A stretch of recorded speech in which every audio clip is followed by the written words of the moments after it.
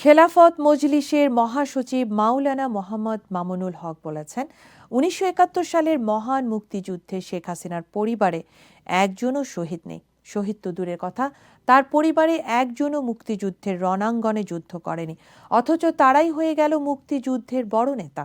ময়মনসিংহের নান্দাইল উপজেলার চণ্ডীপাশা সরকারি উচ্চ বিদ্যালয় মাঠে বাংলাদেশ খেলাফত যুব মজলিস আয়োজিত গণসমাবেশে প্রধান অতিথির বক্তব্যে মামুনুল হক এসব কথা বলেন।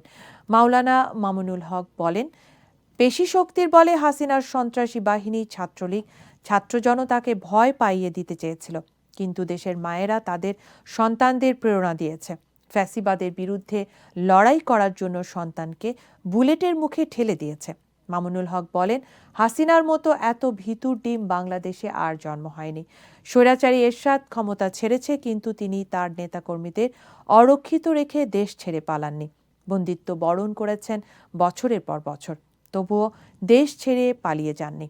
আওয়ামী লীগের মধ্যে যদি কোনো বিবেকবান ব্যক্তি থেকে থাকেন, বিবেককে জিজ্ঞেস করেন তাদের নেত্রী ক্যামডা করল কি।